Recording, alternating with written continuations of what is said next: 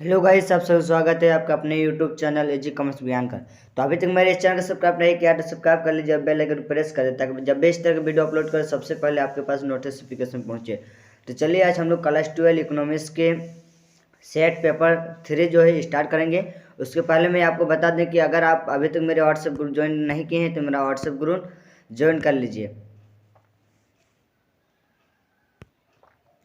तो ये है मेरा व्हाट्सएप नंबर, इसमें आप मैसेज कर दीजिएगा, आपको मैं व्हाट्सएप ग्रुप में ज्वाइन कर देंगे। वहाँ पर हम लोग सोल्यूशन आप लोग को देते रहते हैं, जिस क्वेश्चन का आप लोग का डाउट होता है और बच्चों भी पूछता है तो आप लोग व्हाट्सएप ग्रुप ज्वाइन कर लीजिएगा। और उसके बाद मैं आपको बता दें कि आप लोग को जो है सभी प्रश्न का उत्तर जो है अनिवार्य रहेगा और कोई प्रश्न जो रहेगा आप लोग को 40 रहेगा। प्रत्येक प्रश्न के लिए एक एक अंक दिया जाएगा। आगे देखते चलिए। प्रत्येक प्रश्न के 4 विकल्प दिए हैं और सभी विकल्प का सही विकल्प को चयन करना हो। 4 विकल्प दिया हुआ रहेगा, सही विकल्प जो रहेगा उसका आपको चयन करना रहेगा। वैसे गलत उत्तर के लिए अंक नहीं काटे जाएंगे। अगर आप किसी अंक प्रश्न का गलत उत्तर देते हैं तो उसमें कोई अंक नहीं काटे जाएंगे। आप देखिए, जब इकोनॉमिक्स की उत्पत्ति किस भाषा से हुई है, इकोनॉमिक्स शब्द की जो उत्पत्ति है किस भाषा से हुई पूछ रहा, तो ये होगा आपका ग्रीक भाषा। एक उत्पादन संभावना वक्र के प्रत्येक बिंदु क्या प्रदर्शित करता है, तो आर्थिक रूप से दक्ष उत्पादन, ये आपका सही आंसर हो गया। क्वेश्चन नंबर 3, अर्थशास्त्र का जनक किस अर्थशास्त्री को कहा जाता है, तो ये आपका हो गया एडम स्मिथ को अर्थशास्त्र का जनक कहा जाता है। निम्नलिखित में से भारत के अर्थशास्त्री कौन है, तो आपको पहचान करना है कि इनमें से कौन है भारत का अर्थशास्त्री, तो आपका है रघुराम राजन। ये जो आपका भारत का अर्थशास्त्री है। अर्थशास्त्र मानव कल्याण का अध्ययन है, यह कथन किस अर्थशास्त्री का है, तो ये आपका अल्फ्रेड मार्शल। सही आंसर हो जाएगा ए, अल्फ्रेड मार्शल। क्वेश्चन नंबर 6 देखिए, निम्नलिखित में किसका अध्ययन व्यष्टि अर्थशास्त्र के अंतर्गत किया जाता है, तो एक फर्म के संतुलन। क्वेश्चन नंबर 7, किसी वस्तु का मांग फलन Q बराबर 2 - 2p जहाँ p ग्रेटर देन 10 तथा बाजार में उस वस्तु के बेस उपभोक्ता हैं, वस्तु के बाजार मांग फलन ज्ञात कीजिए। तो वस्तु के बाजार मांग फलन ज्ञात कीजिए। Q बराबर आपका होता है फंक्शन ऑफ, ये हमको थोड़ा डाउट लग रहा है लेकिन आपको लग रहा है ये आंसर होगा, निकाल के देख लीजिएगा। और क्वेश्चन नंबर चलिए देखते हैं आपको 8, अर्थशास्त्र में उपयोगिता से क्या तात्पर्य है, ये जो है उपभोक्ता की आवश्यकता की संतुष्टि है। क्या है, आवश्यकता की संतुष्टि को ही उपयोगिता कहते हैं। अब चलिए क्वेश्चन नंबर 9 देखते हैं, निम्नलिखित में से किसका मान ऋणात्मक हो सकता है, तो आपका होगा सीमांत उपयोगिता। क्या हो जाएगा, सीमांत उपयोगिता। सही आंसर सीमांत उपयोगिता। संतुलन की अवस्था में एक उपभोक्ता वस्तु के उपभोग से उपयोगिता प्राप्त करता है। क्या करता है, अधिकतम। एक बजट रेखा पर अवस्थित किसी बंडल के क्रय करने पर एक उपभोक्ता की डैश आय खर्च होती है, तो संपूर्ण। क्या होगा, संपूर्ण।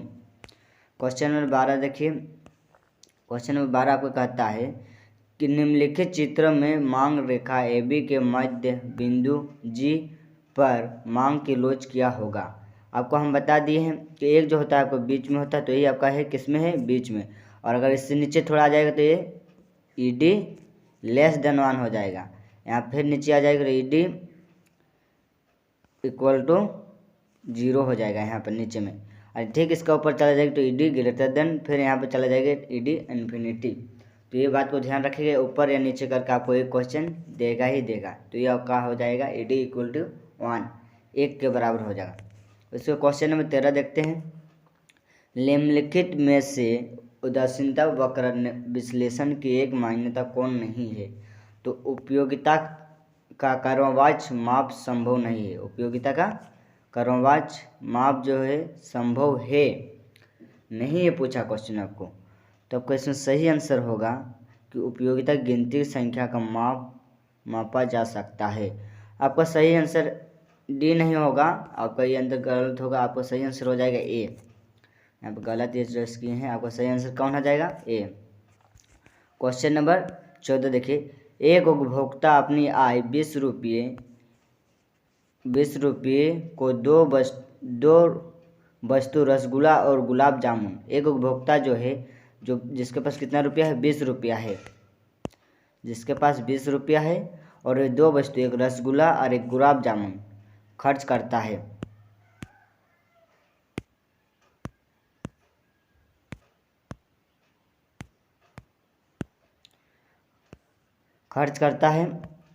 आप देखिए वो जो है दोनों वस्तु की कीमत क्रमशः से 4 रुपया 5 रुपया तथा मात्राएं x और y है।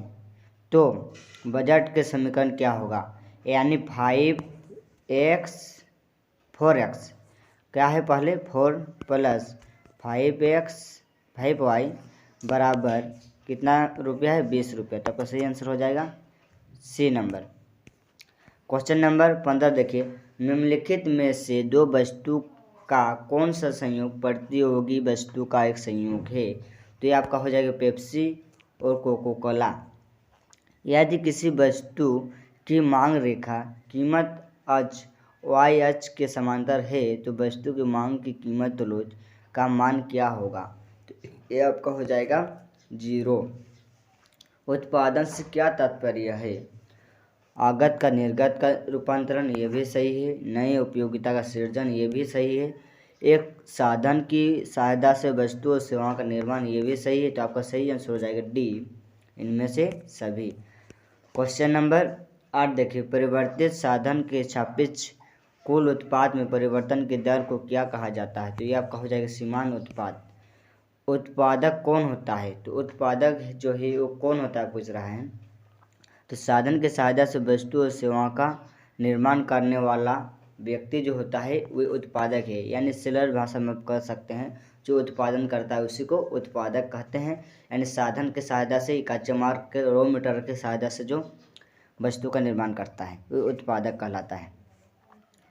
अब चलिए क्वेश्चन नंबर, इसी तरह से आपको पूछ सकता है कि उपभोक्ता कौन है। तो उपभोक्ता ठीक आपको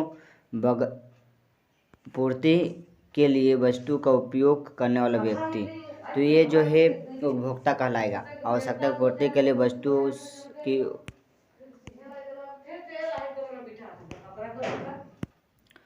अब क्वेश्चन में चलिए आपको 20 दिखाते हैं। उत्पत्ति के साधन की 5 इकाई से 24 वस्तु तथा उत्पत्ति के 6 इकाई के प्रयोग से 30 इकाई का उत्पादन होता है। तो सीमांत उत्पादन क्या होगा। जब वो 5 इकाई का प्रयोग करता है तो उसको 24 वस्तु का उत्पादन होता है, और जब 6 वस्तु को इकाई का उपभोग करता है रॉ मटेरियल का तो उसको कितना 30 का ये करता है। तो यहाँ से लेकर यहाँ तक की कितना की वृद्धि हुई, 6 की वृद्धि हुई। तो ये जो है आपका सीमांत उत्पादन है। तो ये आपका सही आंसर हो जाएगा डी। क्वेश्चन नंबर 21 देखिए, किसी वस्तु की एक अतिरिक्त इकाई की बिक्री से प्राप्त आगम को क्या कहा जाता है। एक अतिरिक्त इकाई कहीं भी आ जाए, चाहे उसके बाद आगम रहे, सीमांत रहे, उपयोगिता रहे, चाहे उत्पादन रहे, चाहे लागत रहे, वहाँ पर आपके हो जाएगा सीमांत आगम। यहीं पर और एक बात आपको बता दें, अगर प्रति इकाई बोलता है तो वहाँ पर जान जाइए कि औसत की बात हो रहा है। और औसत चाहे वो औसत लागत रहे, औसत उत्पादन रहे, औसत उपयोगिता रहे, चाहे कुछ भी रहे, आपको सही में औसत में ही टिक लगाना है। आप उसी तरह से आपको कुल वस्तु की इकाई पूछिए, मतलब कि सभी वस्तु को बेचने से जितने हमके आगम होती है, उसी तरह आपको हो जाएगा कुल लागत, कुल उपयोगिता, कुल। इस तरह से आपको कॉन्सेप्ट क्लियर रखना है। आपकी इसी में से कुछ ना कुछ क्वेश्चन आपको देगा, इसके अलावा आपको क्वेश्चन नहीं देगा। देखिए, उत्पादन की मात्रा में परिवर्तन के साथ किस प्रकार की लागत में परिवर्तन होता है। कुल परिवर्तनशील लागत में, किस में होता है, कुल परिवर्तनशील लागत में।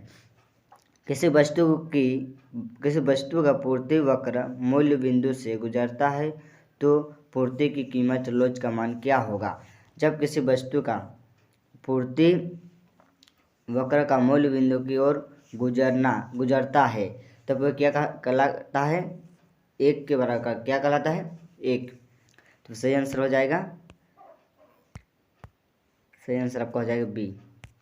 क्वेश्चन नंबर 24 देखिए, मान लिया जाए कि एक बाजार में तीन एक जैसी फर्म है तथा वस्तु की कीमत 5 रुपये प्रति पर एक फर्म वस्तु 50 की पूर्ति करता है तो बाजार पूर्ति क्या होगा। तो एक फर्म जो है वस्तु की कीमत 5 रुपये है प्रति इकाई और एक फर्म जो है 50 इकाई की पूर्ति करता है तो बाजार पूर्ति क्या होगा। जो एक फर्म जो है 50 इकाई करता है तो आपका यहाँ पर हो जाएगा, इकाई पूछ रहा था कितना इकाई जो है बेचेगा, तो यहाँ आपको 50 नहीं होगा बल्कि आपको कितना हो जाएगा 150 हो जाएगा। यहाँ पर हम गलत आंसर टिक लगाए हैं क्योंकि एक फर्म अगर 50 करती है तो तीन एक जैसे फर्म है तो तीनों फर्म को अगर मल्टीप्लाई कर देंगे तो आपको कितना हो जाएगा 150 रुपये हो जाएगा। कितना हो जाएगा 150 इकाई हो जाएगा।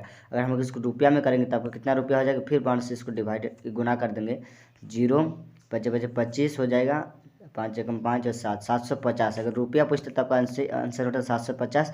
इसमें आपको कुल इकाई कुल बाजार पूर्ति पूछा इसलिए 50 इकाई एक फर्म कर रहा है तो तीन फर्म कितना करेगा 150 इकाई, तो सही आंसर हो जाएगा डी। यहाँ पर ध्यान रखें कि ये आपका गलत आंसर हम टिक लगाए हैं, तो सही आंसर हो जाएगा डी। अब क्वेश्चन नंबर 25 देखिए, एक उत्पादक किसी वस्तु की 5 इकाई बेचकर 50 रुपये तथा उसी वस्तु की 6 इकाई बेचकर 70 रुपये प्राप्त करता है तो सीमांत आगम का मान क्या होगा। तो आपका हो जाएगा, देखिए अगर 5 इकाई अगर वो बेचता है तो उसको 50 रुपये मिलता है, अगर वो 6 इकाई बेचता है तो उसको मिलता है 70 रुपया। तो पहले की तुलना में अभी उसको कितना मिला, कितना अधिक मिला 20, तो यही 20 जो है उसको सीमांत आगम होगा, तो सही आंसर हो जाएगा डी। क्वेश्चन नंबर, शुद्ध लाभ तथा अलाभ बिंदु की प्राप्ति होता है जब TR/MR/MC, इसमें आपका सही होगा डी, सही आंसर होगा आपका सी होगा। TR और TC जब बराबर होता है तब ये जो होता है बराबर होता है, ये भी आंसर गलत है, आपका सही आंसर हो जाएगा सी। क्वेश्चन नंबर 27 देखिए, अल्पकाल में उत्पादन बंद करता है जब कीमत क्या होता है, न्यूनतम AC के बराबर होती है। जब न्यूनतम ABC के बराबर कम होती है, सही आंसर हो जाएगा डी। क्या हो जाएगा डी। क्वेश्चन नंबर, अब देखिए, दीर्घकाल में एक पूर्ण प्रतियोगी फर्म को किस प्रकार का लाभ प्राप्त होता है। तो सामान्य लाभ प्राप्त होता है। क्या होता है सामान्य लाभ। एक वस्तु की मांग और पूर्ति वक्र क्रमशः Q = 10 - 2P तथा Q = 5 + 3P है तो सामान्य कीमत क्या होगा। Q 10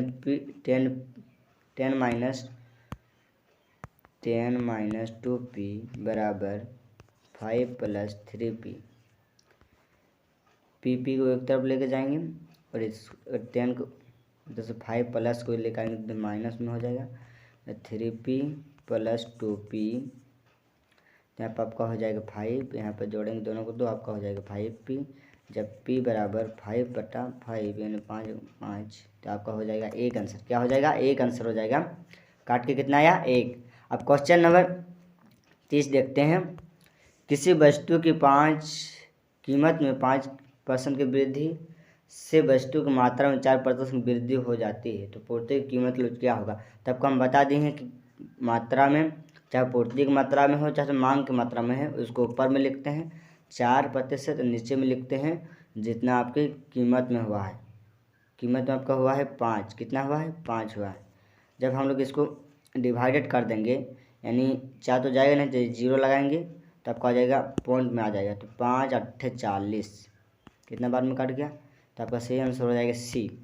क्वेश्चन नंबर 31 देखिए, किसी फर्म के लाभ को इनमें से किसके द्वारा प्रदर्शित किया जाता है। TR - TC, किसके द्वारा TR - TC। एक फर्म के संतुलन के लिए किस शर्त का पूरा होना आवश्यक है। तो सही आंसर हो जाएगा MR = MC। और एक आंसर होता है लेकिन इसमें आपको नहीं दिया है।